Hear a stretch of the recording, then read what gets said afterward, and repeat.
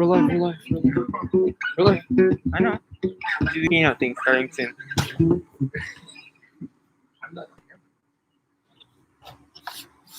Yeah. No, you can go to the left.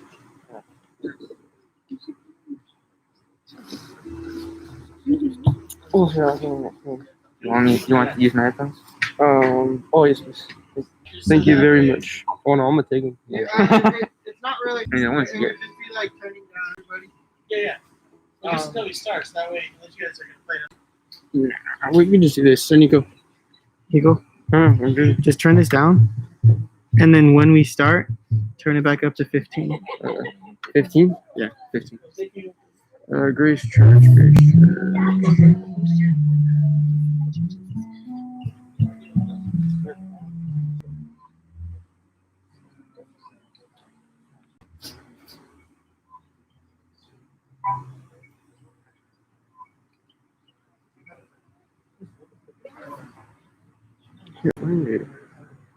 You're not subscribed? I am. I thought I was subscribed.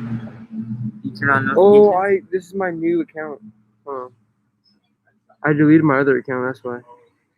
Because I remember how I started it. Okay, where's? Can't find it. Church.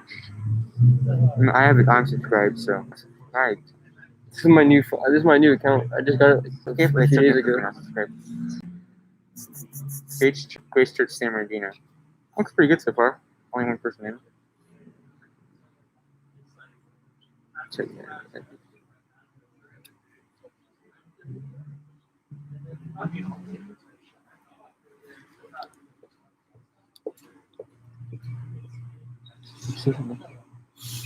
I can't. I'm on the. Hello. That's Oh. good. You can hear.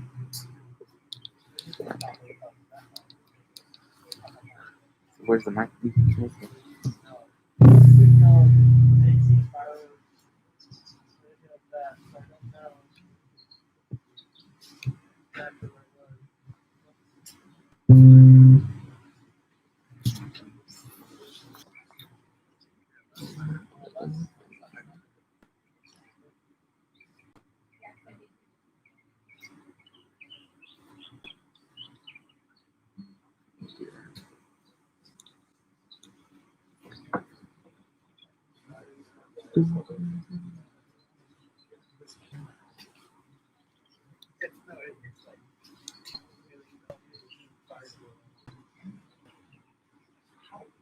Thank you, Nico, for doing this. Oh, you're welcome.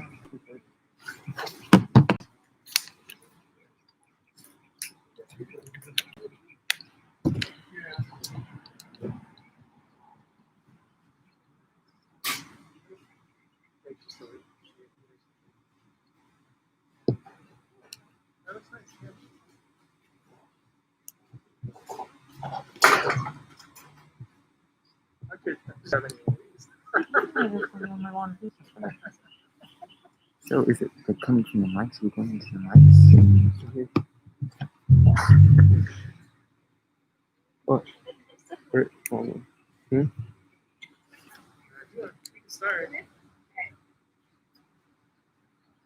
Oh. Should I just do the other side? Something to shout about.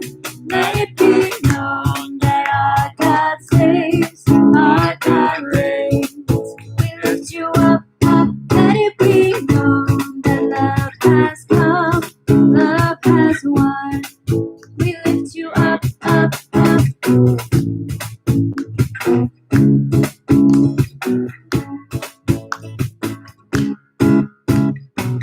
Nothing can stop us now. No one can keep us down. We found our voice and dare go. No need for fear and shame.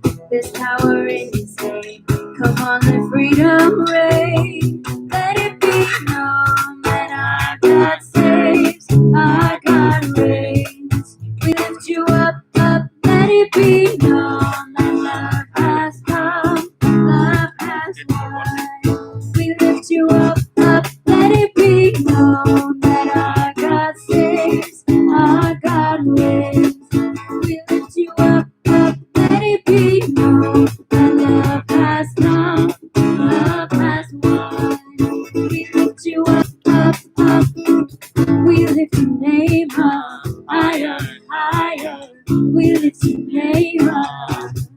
Jesus, we shout your name out, louder and louder.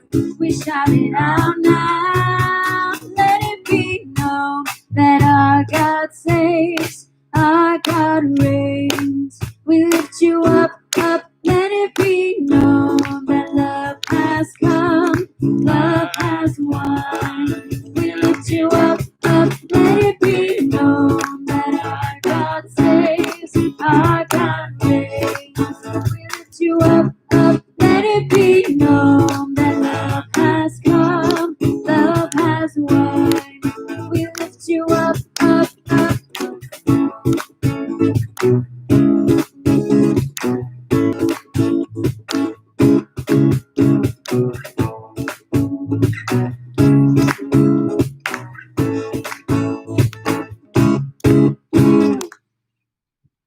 All right.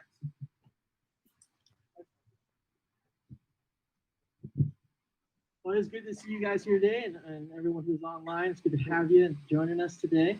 Hey, I hope everybody's doing well. Good morning. I hope you've enjoyed the cool down. I'd like to give you good news. It's going to stay cool all week, but I was watching the weather last night, and you might have some jackets and sweaters on today, but tomorrow and the next day, you'll be putting them back in the closet. It's just the way it's been, right? This whole year has been up and down, back and around, up, down, up, right, left, right, all those kind of things. Yeah, it's been crazy. It's been kind of those years. Hey, I'm glad everybody's here, either joining us online or here. I'm glad that you're here. You got a seat just for a second. A couple things just to let you know, again, that we are meeting in person if you want to be here, of course, but we're also meeting on Tuesday for the youth group at 6:30 and for the children's ministry at 6:45 till about 7:45 for the kids and 8 o'clock. And it's just been good getting them all together and spending time doing different things. We're going to do some pumpkin carving and some other things in the next couple of weeks with the children's ministry. So just want to invite the kids out on Tuesday nights for that and just be looking forward to those times together. Also, I don't know if you guys ever had those moments. Have you had those moments where you go to your parents when you're a kid, or even as a parent, your kid asks you something and the answer, they're like, hey, can we go get some ice cream? And they're like, maybe. You ever had those maybe moments? And those maybe moments are those moments where you're like, as a kid, it depends on your parents, but you're like, probably not then, huh? They said maybe, it means probably not. And maybe it's like, oh, I wish I could, but I can't as a parent, right? I wish I could, but I really can't as a parent. And so you have those moments. And sometimes I really think that we accidentally, not purposely, we can live our faith out that way. Where we aren't living sure of who God says he is and what he's done. And we don't have that kind of faith. We have a faith that's far greater than that, just like that song we were singing. And in Romans, I just want to read 2 verses about it. And Paul's writing to the church in Rome. And it's a hard time to be a Christian in that church. And he wanted to encourage them and encourage them in just being bold in their faith. And because we have a faith that's true, it's not a maybe. We have a God who loves us. That's not a maybe. We have a salvation through Jesus Christ as he rose from the grave. That's not a maybe. We have a future hope in Jesus coming back and us going into heaven. And if we die before then, that we will be in heaven if we believe. That's not a maybe. Those are for sure things. And we got to remember that and live like that. And that's how Paul encouraged the church to live. And I want to encourage us today as we sing. We're not singing songs of maybe. We're singing songs of truth and who God is and what he wants to do in our lives and what we get to, how we get to be in a relationship with him. It's not maybe, it's just the truth. But here's the verse. It says in verse 16, I am not ashamed of the gospel, because it is the power of God for the salvation of everyone who believes. First for the Jew, then for the Gentile. For in the gospel, a righteousness from God is revealed, a righteousness that is by faith, from first to last, just as it is written, the righteous will live by faith. And that faith isn't in a maybe, it's in for sure reality. And it's in that we know for sure that this is going to take place because God has been a God who has fulfilled his promises throughout time and history. We see that in his word. And that's why Paul is not ashamed. He's not ashamed of the gospel that brings salvation because he has a hope that he knows is true. And he knows that Jesus is with him and he knows that Jesus will walk with him. His faith isn't knowing. It's not seeing. Faith is hoping in what we cannot see, and living because we know what will happen is true. And so I just want to encourage you in that as we sing today, just remember that we sing a God who is alive and well. We sing a God who is with us and loves us, and a God who wants to help us through the difficulties, but also is wanting to mature and grow us and give us the joy that we can have in Him now in this time, but also when He comes back again. So with that, let's stand, let's pray, and then we'll sing a little bit more. You guys only can stay seated. It's okay. They put the coffee down. All right, here we go. Father God, I thank you so much that we have a faith that's sure. We don't know exactly how each and every step will look and how it will play out, but we know that you'll be there with us, because you always have and you always will. Lord, in this hard, difficult time with just different challenges, Lord, you have not left us. You knew they were coming, and you've been right there with us. Lord, also with the truth of your word and salvation that it brings, the forgiveness that you have offered and you have accomplished for us. And it's by believing in you that we too can be forgiven and saved, and we thank you for it.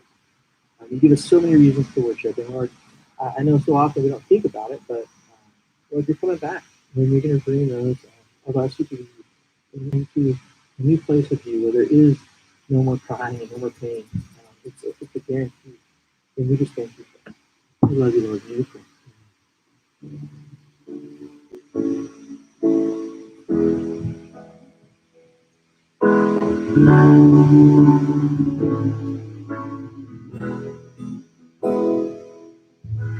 Higher than the mountainside, stronger than the power of the grave, constant in the trial and the change. This one remains. This one remains. Your love never fails, it never gives up, it never runs out on me. Your love never fails, it never gives up, it never runs out on me. Your love never I think it's picking up your voice. gives up, it never runs out on me. Your love.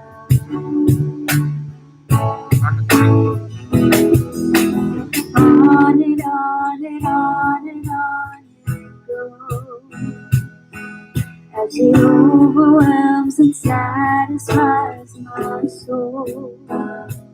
And I never ever have to be afraid, 'cause this one remains. Get farther back next time. Your love never fails, it never gives up, never runs out on me. Your love never fails, it never gives up, never runs out on me. Your love never fails, it never gives up, it never runs out on me. Your love.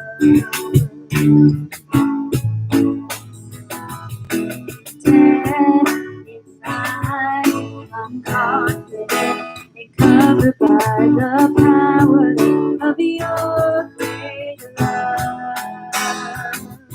That dead is laid, there's nothing that can separate my heart from your great love.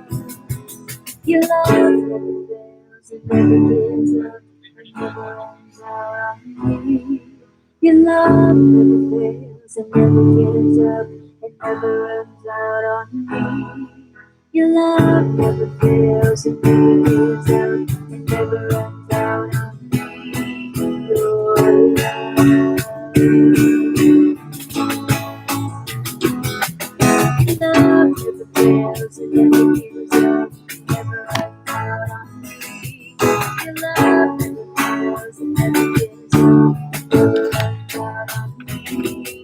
Your love never fails, it never gives up, it never runs out on me. Your love.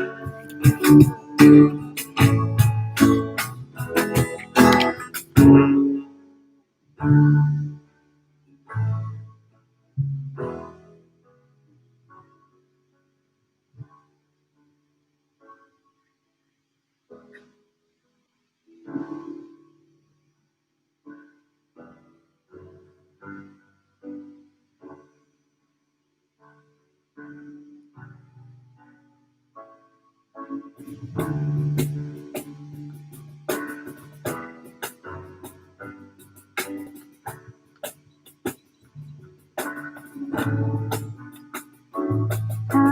deep the Father's love for us, how vast beyond all measure, that He should give His only Son to our righteous measure. How great the pain of searing cross, the flow that thirsts takes away, as fruits which mark the chosen one. Jesus to glory.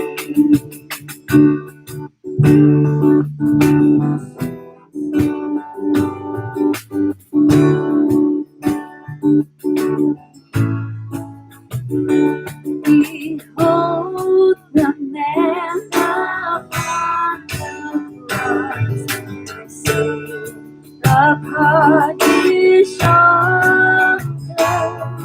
Ashamed, I hear my mocking voice call out among the scoffers. It was my fear, myself in there, until it was accomplished. His dying breath has brought me life. I know that it is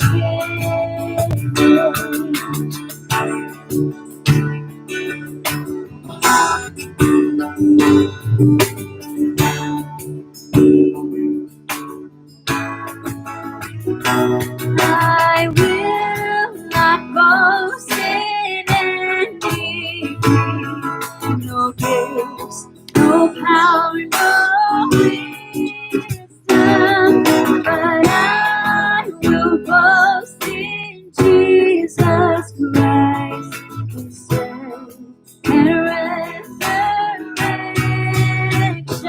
I'm sure I can't help it. I cannot give an answer, but this I know with all my heart, His wounds have paid my ransom. Why should I gain from His reward? I cannot give an answer, but this I know with all my heart, His wounds have paid my ransom. But this I know with all my heart, His wounds have paid my ransom.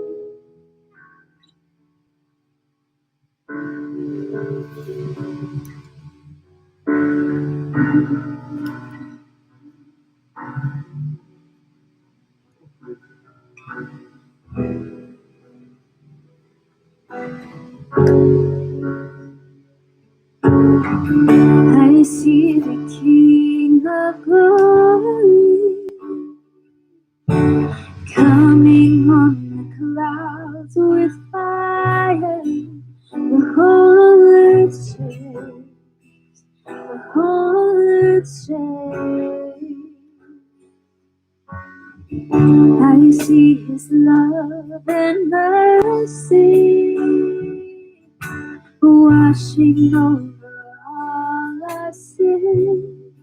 The people sing, the people sing. Hosanna, Hosanna, Hosanna in the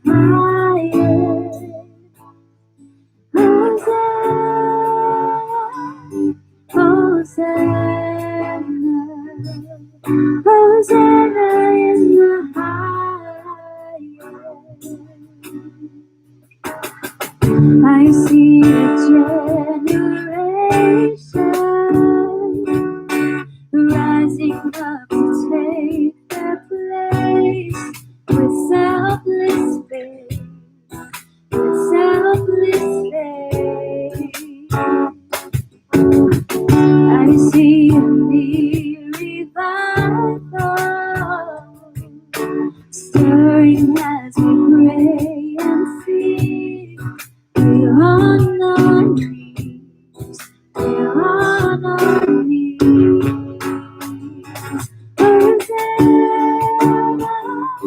Hosanna, Hosanna in the highest. Hosanna, Hosanna, Hosanna in the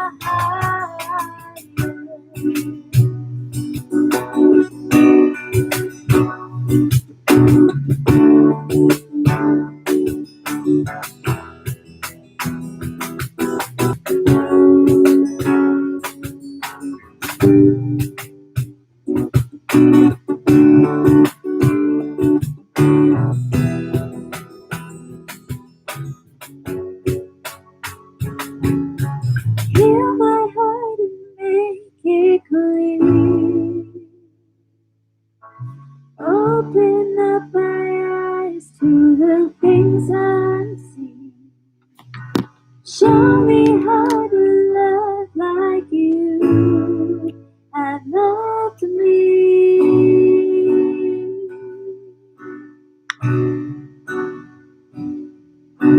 Break my heart for it breaks yours. And everything I am for your kingdom's cause. As I walk from earth into eternity.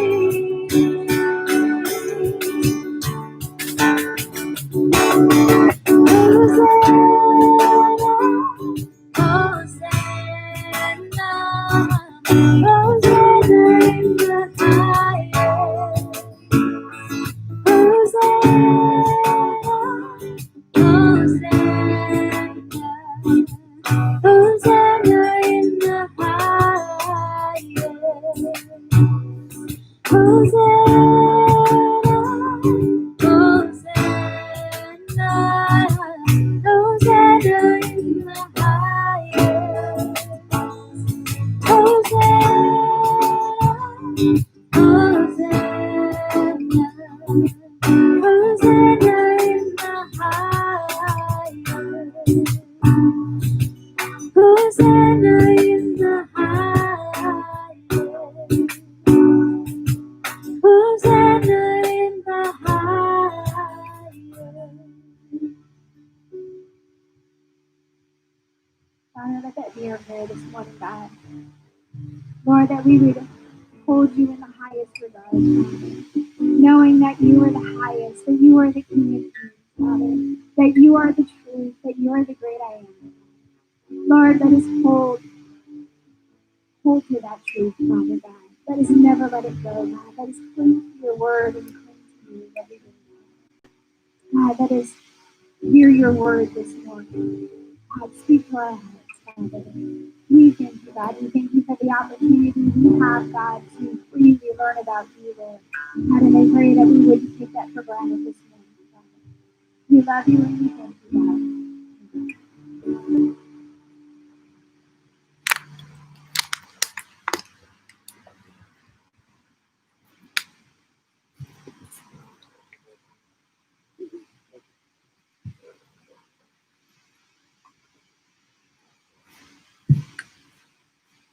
Thank you, worship team. I really appreciate the worship team and just their willingness in this season to constantly be changing with what's asked of them, and I really appreciate that. I don't know if you guys noticed, Adam had an extra beat because underneath him is a trail of ants, and so if you heard an extra drum beat in there, it's because he's just got some things going on.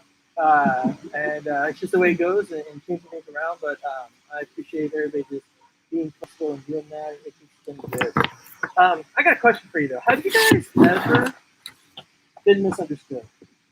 where something you did or something you said was taken and a whole new perspective was given. I remember I was in college and in my last couple of years, and I was interning at a church, and I got to a place where you just have to cram and get things done. And I was talking to another worker, and I went to the same college I did, and she had a lot to do, and I had a lot to do. Hey, why don't we just cram and get some stuff done together? And I wasn't thinking. I was just thinking, like, she needs somewhere. I need to get some stuff done. And I didn't even think about the fact that I could look like a date. And so we crammed, and you know, if you're working late into the night, you know how sometimes you get slap happy because you're just like tired and you're trying to stay awake, and literally you're even just doing this to stay awake. And so it was just kind of one of those times, and it was got the homework done. But then a week or two later, we're at some youth retreat, and all the kids are going, "Hey, I heard about you and Sarah," and I'm like, "What? What did you hear about me and Sarah?" I'm like, you know, and I'm like, no, I really, oh, oh, oh, and it was just one of those moments where I was like, oh, no, we were just studying together. And they're like, oh yeah, you're just studying, and I was like, great, it was totally misunderstood, and I had to go have a talk with Sarah and just make sure that she knew, which was totally uncomfortable, how I really felt, that we were just friends. And no one loves that just friends conversation. And it was just one of those things that was awkward, and I probably didn't handle it that well because when I was misunderstood, I was a little like, oh, that's not what I wanted, because in actuality, I was interested in someone else. And if that rumor was going around, it doesn't look good, right? Yeah, I know it sounds like I'm dating someone else, but you want to go out, doesn't go well, right? So I was just misunderstood, and I should have been better, and my actions of just trying to encourage someone in their studies went awry, and you know, you got to be careful, you know, and I made that mistake. You know, we've had some things happen in our country that, and with everything that's happening with the racial tensions and things that have been taking place, the tragedies of certain people, and the situations, and it's been difficult. And it's hard because we don't have all the facts. We only see little snippets. And some people just react to the snippets and they just go to their own conclusion, kind of like everybody did with me and Sarah. Now, it's a little different because the stakes are higher in this situation. And in that, it's been difficult. And we can all remember this people. We're still learning facts about each and every single case that's been happening. And it's been hard because people are reacting with just a little snippet they have. You guys ever... my son's really good at this. He likes to just read a headline, and you think you know everything that's going to be in the story when you read the headline, and the headline isn't all true. It's just enough to get you what? Interested in investing, right? But sometimes we don't invest. We just read the headline and think we know exactly what we're talking about, and we miss things and we take perceptions. And that happened just recently in Chicago. There's been different riots for different reasons, but you guys remember in Chicago in August, social media reports posted that there had been an officer shooting again, and a 15-year-old boy was killed. And someone just posted that on social media. But it was totally untrue. But because of that, there was riots in the Miracle Mile of Chicago, and stores were looted and everything was gone crazy. But they didn't realize it was a 20-year-old man who was actually arrested, who had a criminal history, who shot at them first. But no one wanted to research and do it. They just heard one thing and they reacted because they just assumed every situation is the same. And that's dangerous. That's how people react and work through things. And I bring that up because it's something that we're dealing with in our country, and we don't take the time to really take every situation and look at it for its truth. There's also more behind that. And when I say that, it's what some people want you to believe because they have a certain desire and a certain cause they want to have happen. Or they want to protect what they value and what they believe. And that happens even today. It happened in Scripture. It happened in the days of Paul.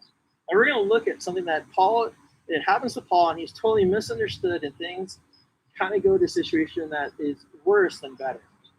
And so we're going to learn and take a glimpse what happened to Paul, then as believers, how should we respond to the truth that we know? And we've been through a lot of different things with that. And Paul, though, was always someone who was going to stay true to the things that he believed and the things that he was given by God.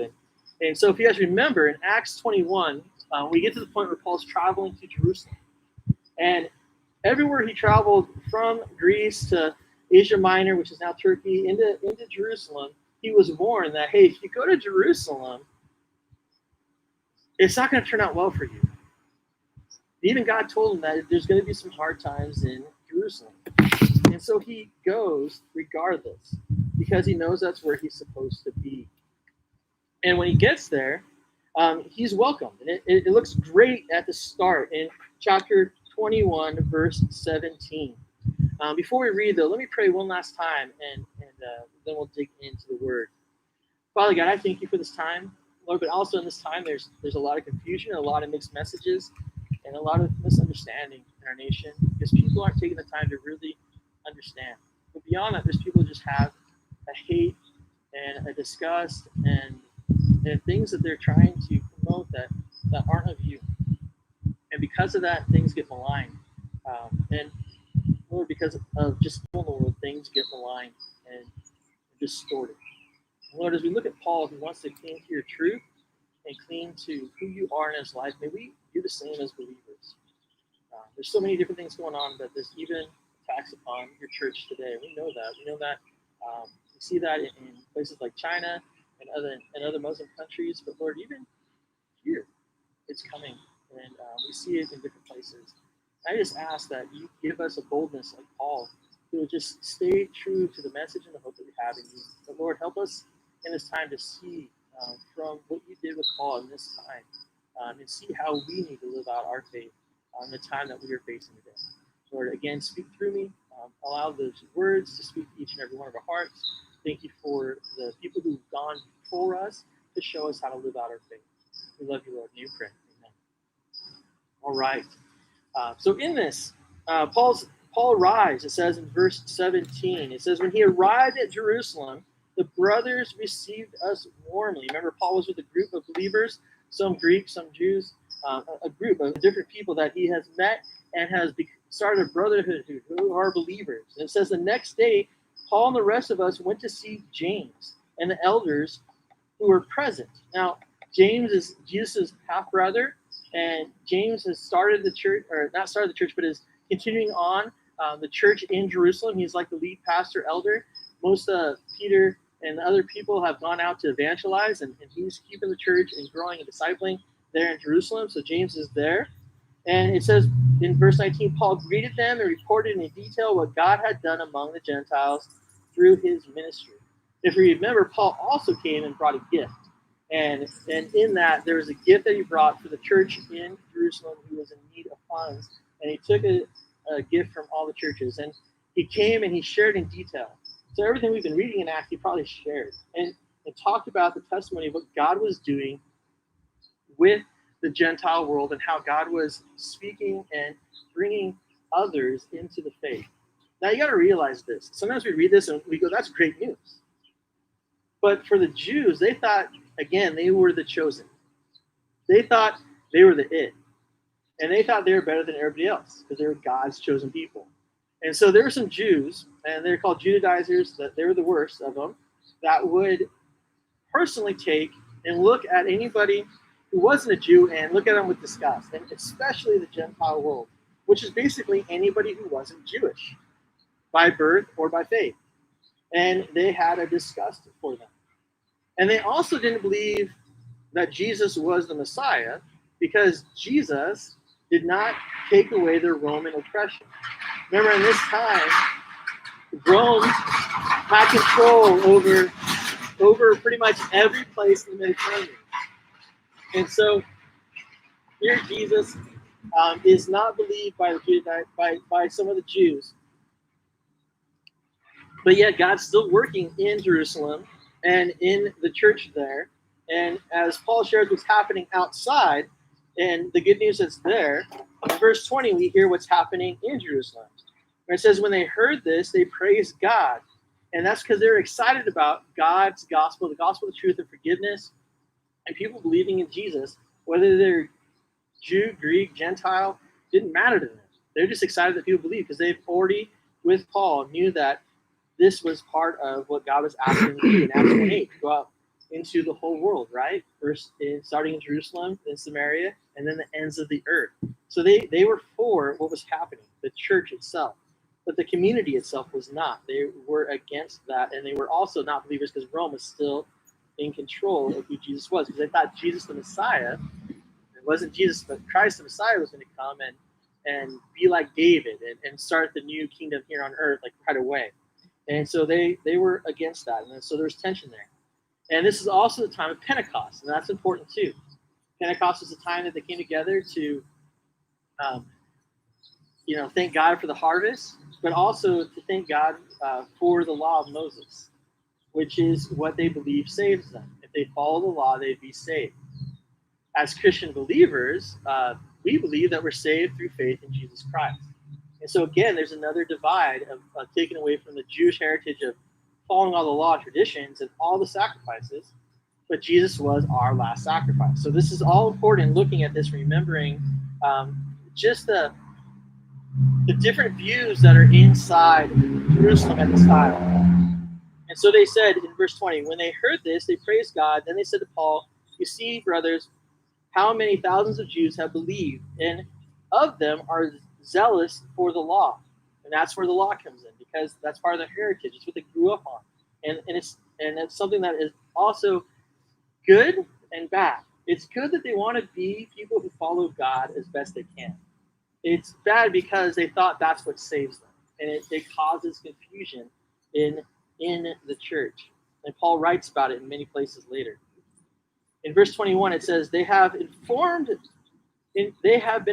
that you teach all the Jews who live among the Gentiles to turn away from Moses, telling them not to circumcise their children or live according to our customs. What shall we do? So Paul has been known. And by the way, when Paul was out in all these different places, in Thessalonica, in Ephesians, in Ephesus, and all these different places, he had people that came to know Christ, but he also had people who opposed and sometimes even chased him out of cities. Remember, there's a riot in Ephesus. And so he had people, and if he was there for Pentecost, other people traveled into Jerusalem for Pentecost as well. Not just Christian believers, but of course Jews, to celebrate one of their holy holidays. And so in that, they were talking about this guy, Paul, who was going around and telling Gentiles that they didn't have to follow all the laws of Moses. That's what they were saying. And the reason they believed that is because Paul would teach that you're saved by faith and not by works. You're not saved by following the law to the T, because none of us can. But you're saved because of what Jesus Christ has done and you're believing in Jesus Christ. And they took that to mean then that everything that Moses taught isn't important. And that's not true. Jesus said in Matthew 5:11 that the law is still important. You can read that section in the Sermon on the Mount. But I want to look at this, and there's that misunderstanding that Paul was against the heritage of the Jews. And that's not what was there. But that tension is already amongst people in the city. And it was known by other people that they believed Paul taught that way. And so we also know that Paul wasn't against the practices of the faith, because he himself had Timothy circumcised in Acts 16, which is a Jewish tradition, so that he could then go into the temple and minister and share the gospel with other Jews. And they also had himself, he was also already had his head shaved in Acts 19 because he was taking a Nazarene vow, which was a Jewish custom to deepen your faith with God. Now, those are things of heritage that don't save you, and Paul wouldn't say those things save you, but those are things to enrich your faith. And the laws of Moses are still things to enrich our faith. The Ten Commandments, still true today, right? That we're still supposed to be people who don't put other gods before God. You know, all those things are still true, that we're not supposed to lie, cheat, covet. All those things are things that we should follow because they bring us closer to God. But here, they thought because Paul said that you are saved by faith and not by works or following the law, They thought he said all the law wasn't worthwhile. And so they move on and they go, what are we going to do with this? And so they will certainly hear, it says in verse 22, that you have come. So do what we tell you. There are 4 men with us who have made a vow. Take these men, join in their purification rites, and pay their expenses so that they can have their head shaved. Then everybody will know there is no truth in these reports about you, but that you yourself are living in obedience. And so in this, Paul then is asked to just go ahead and live out basically what he's already wanting to do anyway, coming back on Pentecost, because he too made a Nazarite vow. He'll support these other people in their vows, and there's nothing in there that's saying he's going to be saved from it, but support the heritage that he still values. And so in that, again, you're still saved. We're still saved by faith, not by works. Paul isn't doing anything different there. He does, but he is asked to do these rites. It takes about 7 days for this purification to take place. So you go, you get your head shaved, and there's 7 days of purification, and then you go again and you kind of get approved by the priest. And so that is the plan. And in verse 25 it says, as for the Gentile believers, we have written to them our decision that they should abstain from food sacrificed to idols, from blood, from the meat strangled of animals, and from sexual immorality. And those are some things that they said that we've got to make sure the Gentiles do obey. That's from the Jewish law. Everything else, all the sacrifices that we do are changed because of Jesus' sacrifice. So the church is changing, and the Jewish culture is having a hard time in it. And even the Jewish believers of Jesus Christ are having a hard time with giving up their some of their practices. And Paul's not saying you have to give up all your practices, but some of them aren't needed. And it's not needed to ask someone else to do something that isn't part of their culture because Christ doesn't require it. And so he's in that battle. There's tension there. And there's a way that they're trying to work around to show that he still cares for the heritage and sees value in some of those things. In verse 26, it goes on and it says, the next day Paul took men and purified himself along with them. Then he went to the temple to give notice of the date when the days of purification would end and the offering would be made for the men, which is that week I talked about. But here's the problem we know with rumors, right? Here's the problem we know when someone starts something and there's no defense for that person. It spreads like wildfire, doesn't it? And then when you see the person, you already have in your mind decided what's true. And so you don't give them the ability to lay out any facts. And that's happened a lot in our society in the last year or two. And it causes even more frustration, and it isn't healthy. And so the other problem with rumors is they're not always based upon fact. That's what makes them a rumor, right? They're half facts. They're half truths. Sometimes they come out of prejudice and lies. And we come with our own thoughts, and it's dangerous when we allow rumors without going to the person for the source. Isn't that what you should do, right? And that's not what they're doing with Paul. They already made a judgment on Paul, and now they're just going to go hunt him down. And that's what they're trying to change. Let them see that, no, Paul didn't say that the law of Moses was junk. He said that it's just, you don't have to be saved by fulfilling every single part of it. That's what Jesus taught as well. And so it was a confusing time for them. And in this, Paul was already given a bad name. And this is what took place next, and it happened fast. And in this, it would just escalate, just like the things that have happened in this last year. I see so many parallels in this year with certain things. In verse 27, it says, when 7 days were nearly over, some Jews from the province of Asia saw Paul at the temple. They stirred up the whole crowd and seized him, shouting, men of Israel, help us. This is the man who teaches all men everywhere against our people and our law and this place. And besides, he has brought Greeks into the temple area and defiled the holy place. Verse 29, they had previously seen Trophimus, the Ephesian, in the city with Paul, and assumed that Paul had brought him into the temple area. Again, the assumed makes up an assumption that isn't right. It allows you to think that it's not there, and that did not happen. Paul did not do that. And Paul would not do that.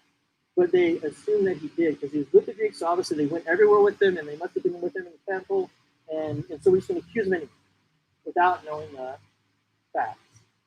And so Paul gets lumped into this riot in this crowd, and they are amped up. And this crowd's already amped up because they are already not happy with the situation with Rome. And now there's this new group that's trying to tell them that there's this new way. That's what the church is called, the way. Because Jesus says, I am the way, the truth, and the life. And so the early church is called the way. And so they're not happy with the Christian religion either, with Christ's followers. And now Paul is in that. And he's teaching about Jesus, and it changes things in their faith, and they don't like change. But in this, it says that they followed the holy place. And you got to know this about the temple. The temple has the Holy of Holies in the middle, where the priests do the yearly sacrifice, and where God, Spirit, is present, and they go and pray. And then you have the court of men, and the court of men is where only Jewish men can go. Not even Jewish women, Jewish men could go and worship and pray. Then you have the court of women, and the court of women is again for Jewish women to go and pray. Then you have the court of the Gentiles, and in the court of the Gentiles, there's signs that says the Gentiles were supposed to be able to go in and pray. Oftentimes there'd be money changing things happening. We saw, stories of Jesus with the tables. But there's signs that says if you go in to the court of the women and the court of the Jews,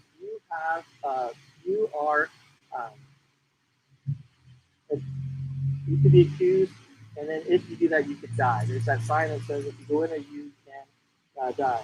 And in that was something that all the Gentiles knew and the Jews knew, because it was a place for God's chosen people. Again, that's part of how God set it up.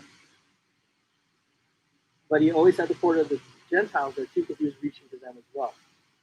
But there was a sign, and that was a law, and you could be executed if you walked into the court that you did not belong to. And so that was something that was apparent, and so they jumped on that. They didn't have proof. There was no evidence. They just assumed and they acted because they didn't like what was happening and what they thought Paul stood for. And because of their hate, because of their racism towards the Gentiles, they were just ready to go. And so they went in and they disrupted what was happening.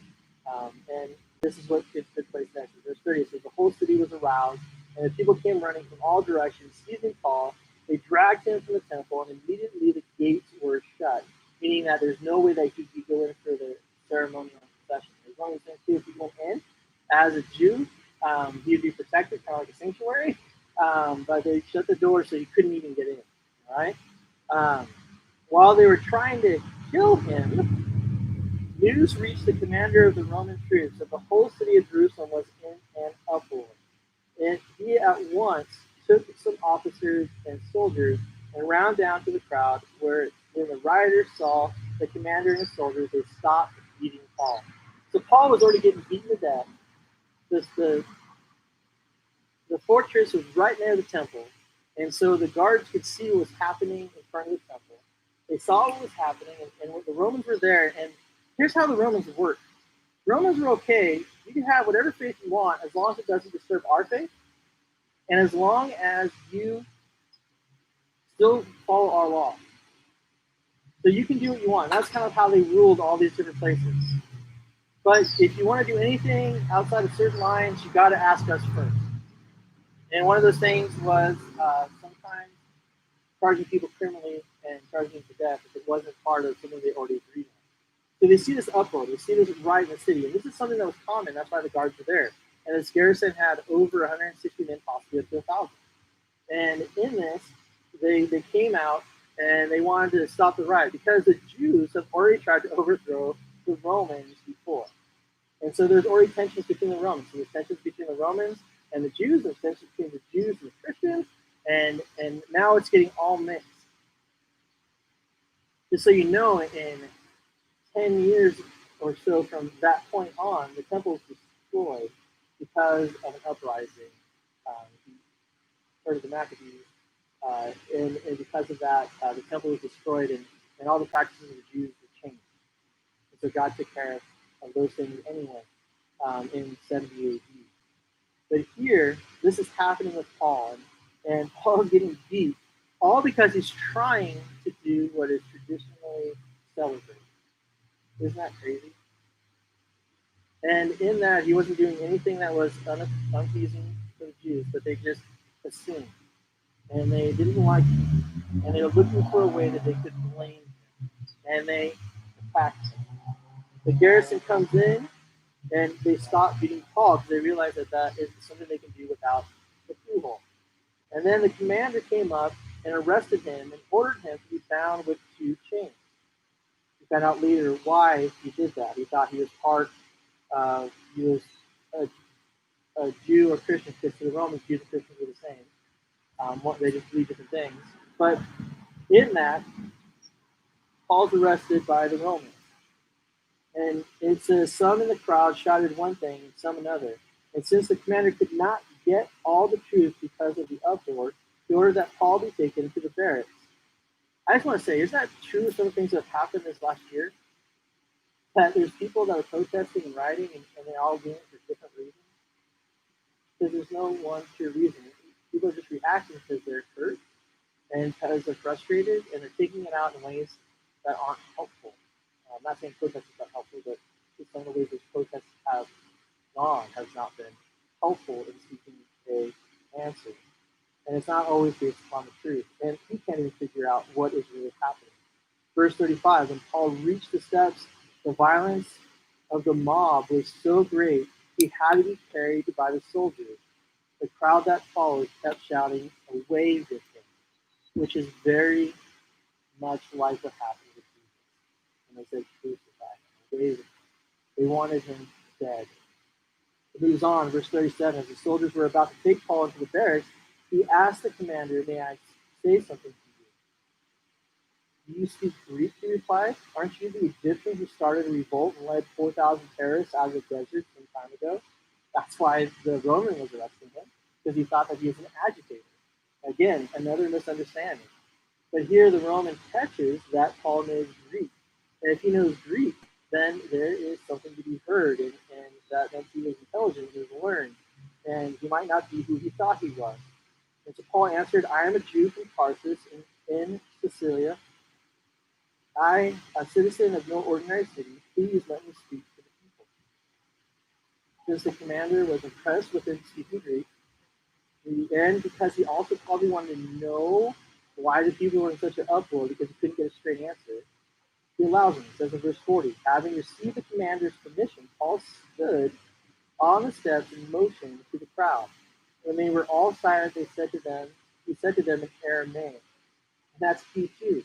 Paul's a smart guy, by the way. So he knows to speak with the Roman soldier, he needs to speak Greek. But when he's going to speak to the Jews, he needs to speak Aramaic, which in this case is probably Hebrew, so that he could relate with the people that were against him. He's trying to let them know that he wasn't against them, that he wanted more for them. And so he made ways to do that. It goes on, and we're going to read pretty fast going through. There's a couple different things happening. I know it's a long passage, but it all goes together.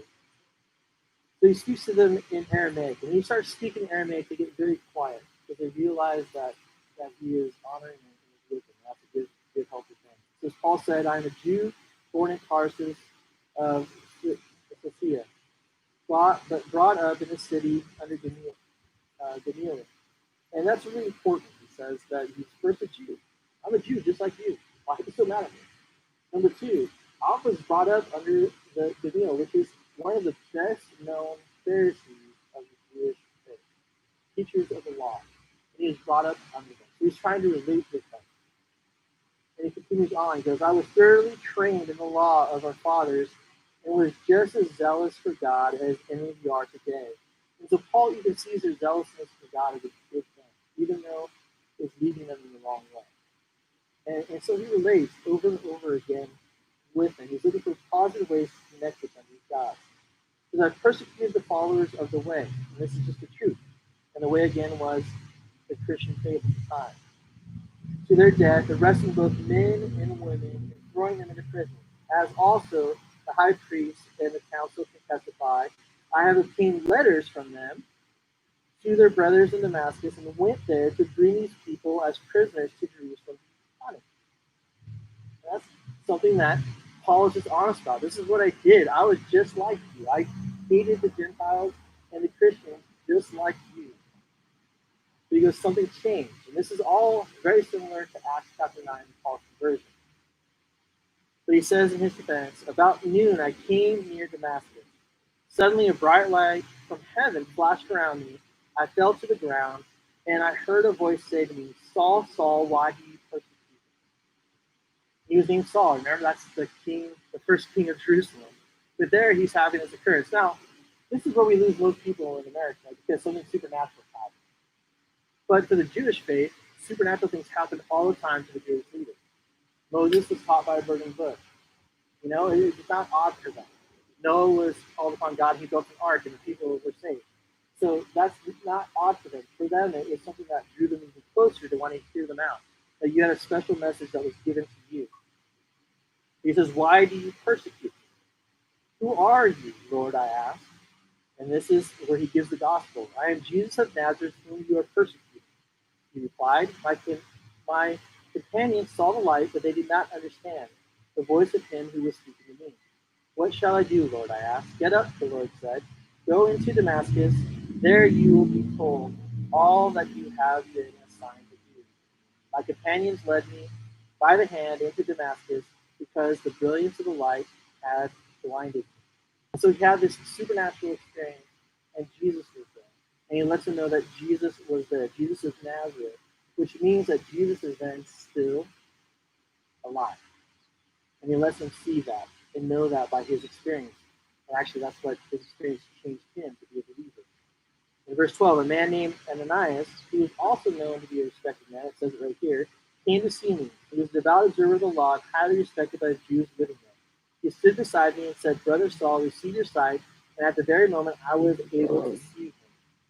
Then he said, the God of our fathers has chosen you to know his will and to see the righteous one and to hear words from his mouth. He will be his witness to all of what you have seen and heard. And now, what are you waiting for? Get up, be baptized, and wash your sins away, calling on his name. And that's him again saying, and I was transformed because Jesus is alive. And if Jesus is alive, I must live differently. And because of this, I was able to see again. And because of this, my sins are forgiven. He's giving all these things of what Jesus has done. And he continues on in verse 17. When I returned to Jerusalem and I was praying at the temple, I fell into a trance. And I saw the Lord speaking. Quick, he said to me, leave Jerusalem immediately because they will not accept your testimony about me. Why wouldn't they accept his testimony? Because he was out to kill all the Christians in church. And so it would be hard. And so God knew he needed to go somewhere else first. In verse 19, Lord, I replied, these men know that I went from one synagogue to another to imprison and defeat those who believe in me. And when the blood of their martyr Stephen was shed, I stood there giving my approval and guarding the clothes of those who were killing me. And I can imagine people going, we gave approval too. But then this changes course because Paul is going to stay true to what God has given him. So he starts first with who he was as a Jew and how devout he was. He goes second talking about conversion because Jesus Christ is alive. And then third, he goes into what God is calling him to now and what he's calling all of us to. But specifically Paul. He said in verse 21, the Lord said to me, go, I will send you far away to the Gentiles. I don't think Paul was going to stop there. But that's what he said. And he said the key word that triggered everything. He said, Gentiles. That God wanted him to go and speak to the Gentiles, which in their mind is no stinking way would God want that. And so this is what occurred. The crowd listened to Paul until he said this. They raised their voices and shouted, rid the earth of him. He is not fit to live. Because in no way did they believe God could care for anybody else than the Jews. Isn't that what causes racism? Isn't that what causes division? When we think we're right and there's only one possible means, and there is only one possible means, it's Jesus Christ, but in the sense of that there's God couldn't want possible because they misunderstood even God. And so here they want Paul dead. As they were shouting and throwing off their clothes and flinging dust into the air, which is because they thought Paul was talking blasphemy, the commander ordered Paul to be taken into the barracks. He directed that he be flogged and questioned in order to find out why the people were shouting at him like this. And remember, he was talking in Aramaic, so the Roman commander might not have known what he was saying. And now he's being flogged. He wanted him flogged so he could be interrogated to find out what is really going on. And that's normal procedure for the Roman guards. As they stretched him out to flog him, Paul said to the centurion standing there, "It is illegal for you to flog a Roman citizen who hasn't been found guilty." When the centurion heard this, he went to the commander and reported it. What are you going to do? He asked. "This man is a Roman citizen." The commander went to Paul and asked, "Tell me, are you a Roman citizen?" "Yes, I am," he answered. Then the commander said, "I had to pay a big price for my citizenship." Paul said, "But I was born a citizen." Those who were about to question him withdrew immediately. The commander himself was alarmed when he realized that he had put Paul, a Roman citizen, in chains.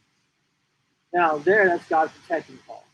Paul was Roman, and that's God's way of doing things. So even though he was in danger, he could have been flogged right there. He was already almost beaten to death. God withheld further punishment as Paul was a Roman citizen. That's why he was chosen for this, because of where he was from. And in doing this, we can look at this and say, man, we get in a situation just like Paul. And Paul could have easily said, and that's my conversion, I'm here just to celebrate Pentecost with you. But no, Paul said, and I'm here because in this call, I want you to know that the Gentiles are included in the faith, by what he said at the end. And they were in an uproar. He could have just pulled back. But again, Paul, like we read in Romans 16 and 17, chapter 1, verse 16, 17 earlier, was not ashamed of the gospel, not ashamed that the gospel was for all. So first, we see that Paul wasn't going to hold back the truth, even though it was going to cause confrontation, even though it could cause inconvenience for himself, major inconvenience, possibly even death. Paul was for it. He goes that people must know that the gospel is for everyone, that Jesus Christ died and was risen for everyone. On top of that, he's taken by the Roman, and they're going to interrogate him and flog him. But God wasn't done with him yet. There's more that God wanted to do for him. And with him in this quest. We're going to see it in the weeks to come. But I want to stop with just the simple fact here that Paul, even though things are blurred, even though people didn't want to hear the truth, he still spoke it. He still spoke it. It's hard. People don't want to hear the truth. And sometimes we don't want to get into an argument, so we'll just hold back. Paul spoke the truth, knowing that it could cost him his life at that very moment. He had him calm, and he said the one word, and it made him rise up again.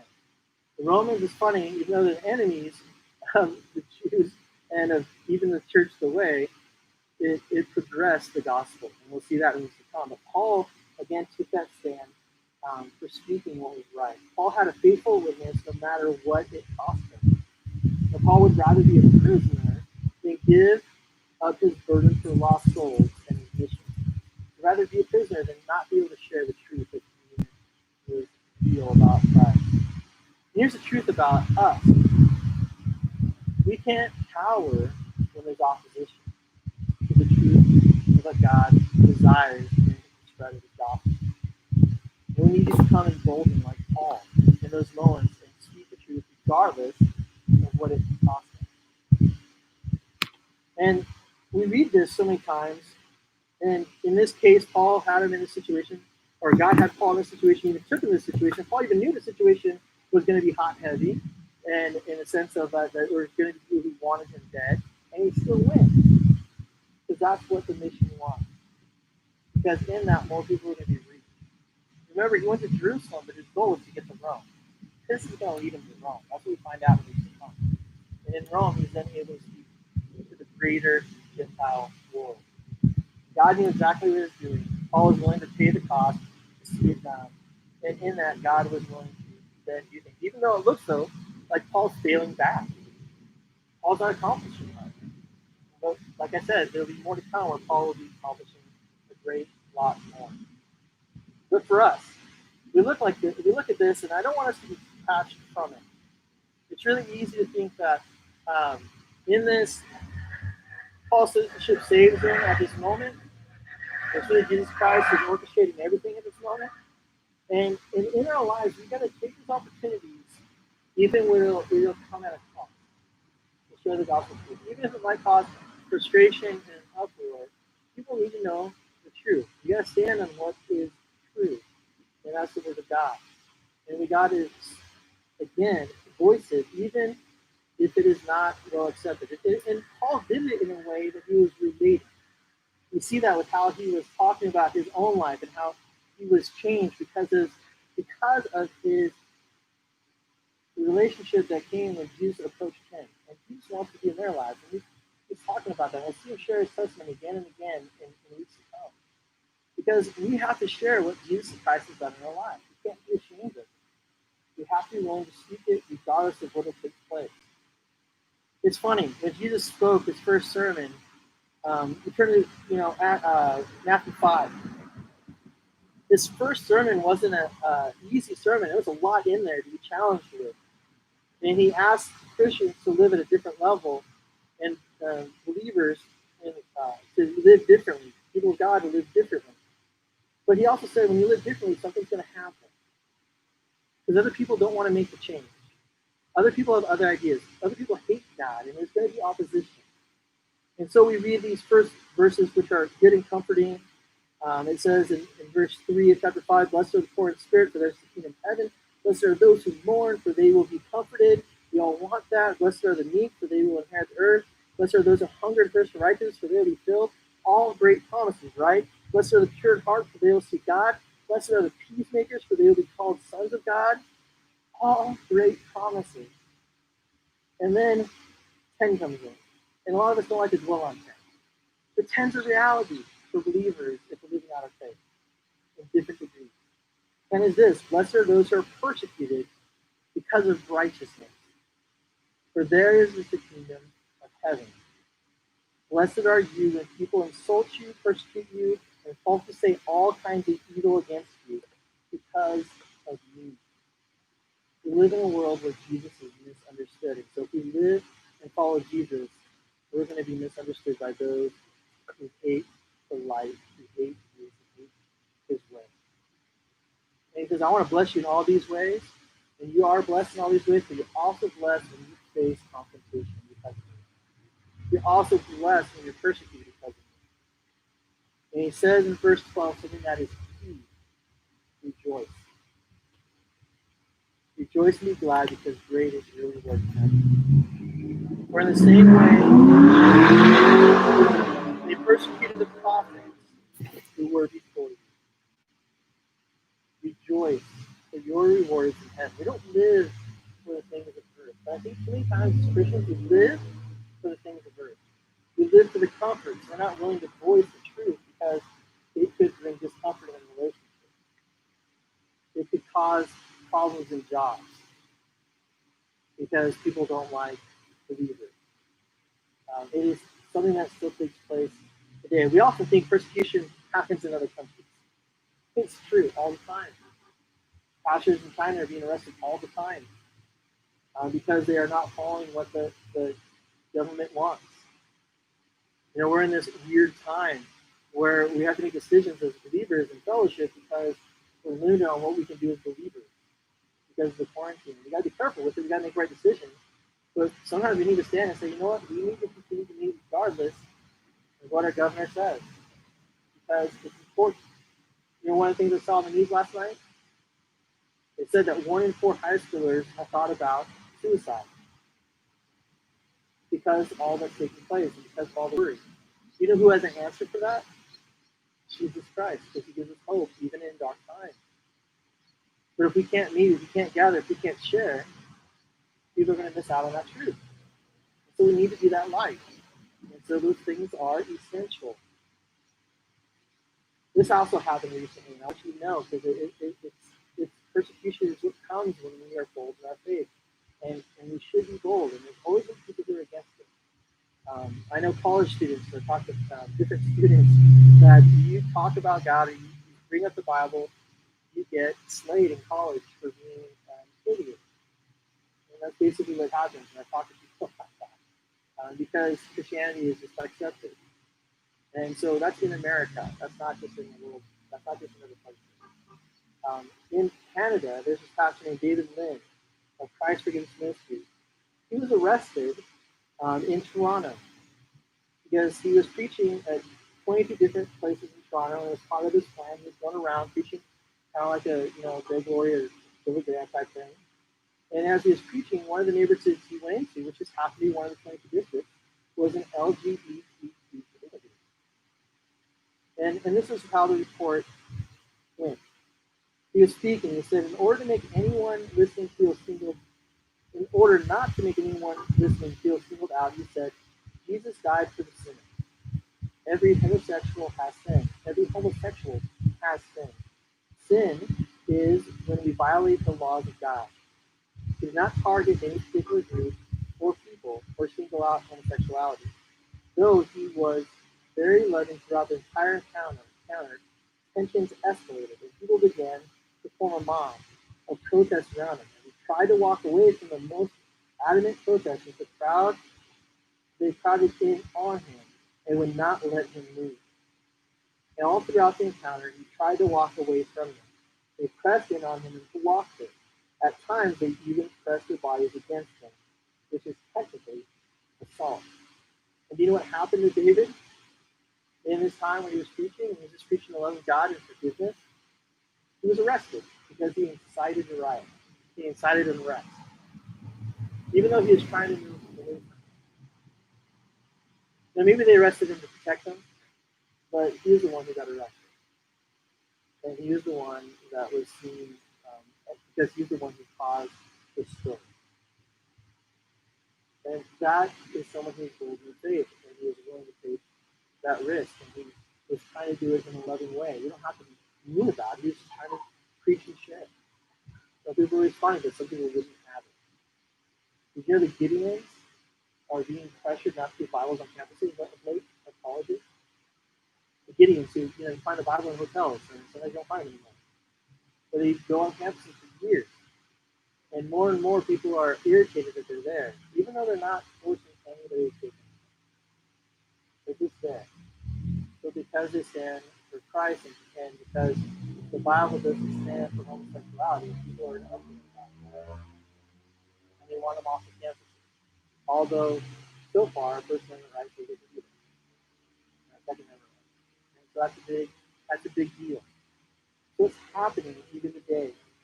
And the question is, are we still going to be bold in our faith, regardless of what's happened? Because the truth needs to be heard. Because there's a forgiveness and a love and a hope that can't be found anywhere else than in Jesus. And so, I want to ask you today. I want to go back to that verse I read earlier on. I know I talked about faith and how we don't have a maybe God. We have a God whose promises are true.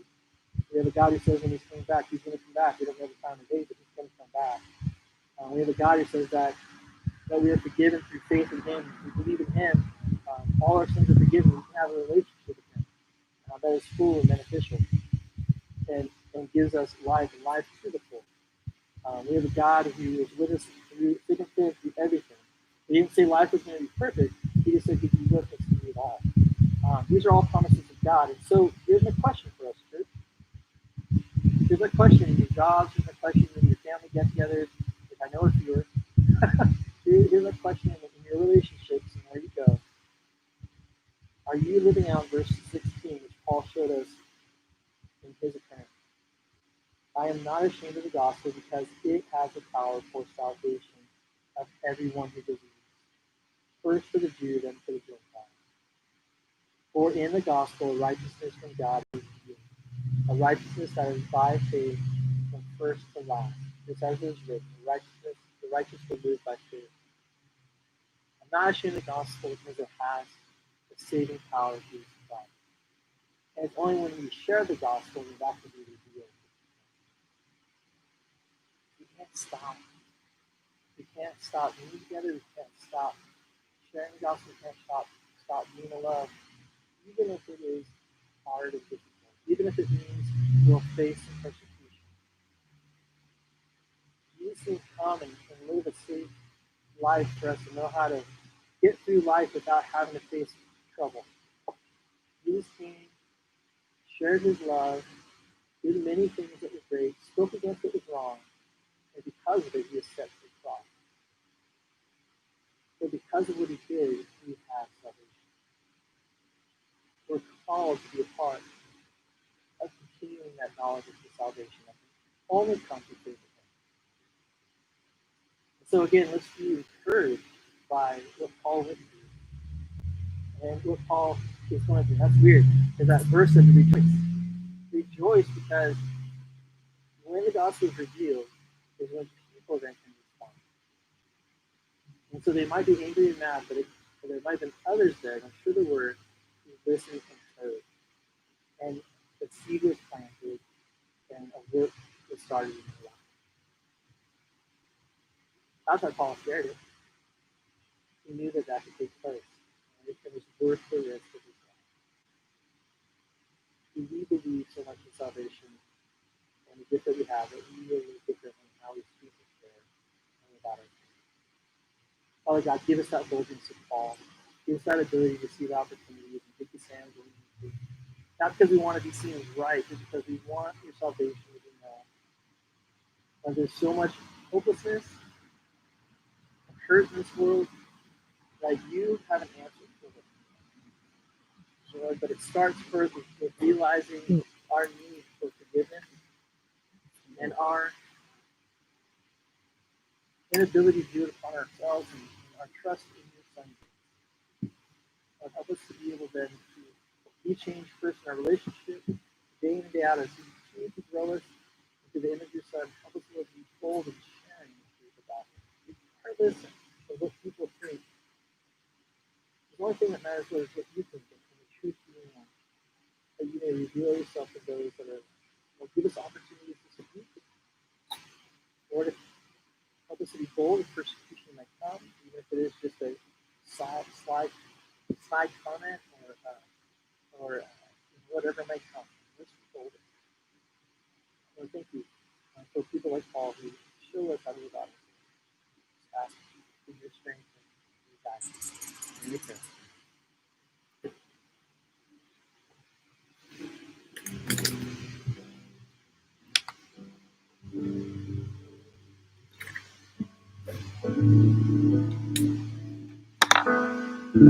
Over the mountains and the sea, your river runs with love for me. And I will open up my heart and let the healer set me free.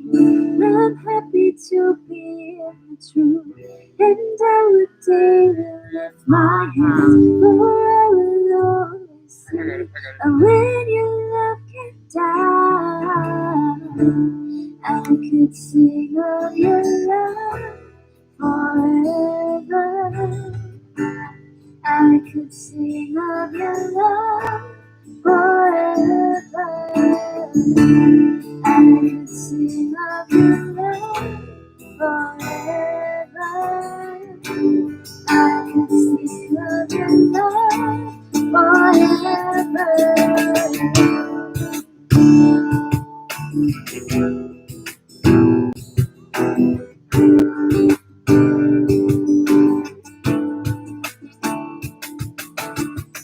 Over the mountains and the sea, your river runs with love for me. And I will open up my heart and let the healer set me free. I'm happy to be in the truth, and I will daily lift my hands, for I will always sing. When your love came down, I can sing of your love forever. I can sing of your love forever. I can sing of your love forever. I can sing of your love forever. I can sing of your love forever. I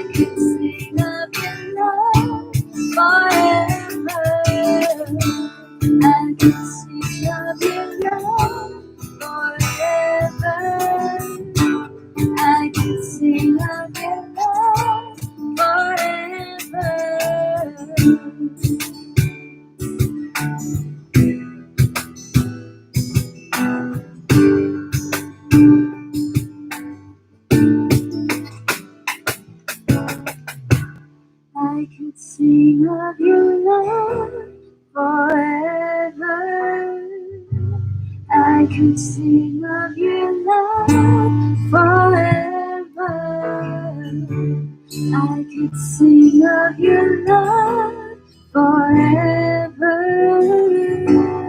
I could sing of your love forever. Father, we thank you, God, for your word this morning. Lord, I pray that we would live that this week. God, help us to seek you in those moments, God, when we know that we need to take a stand for you, Father, when we know you stand behind us, Father. Lord, and that you go in front of us in that. God, we pray that you be with us all this time. Amen.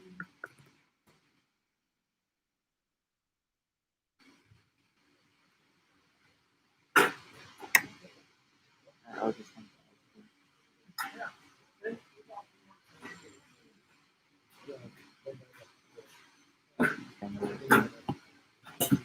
we'll do it next week.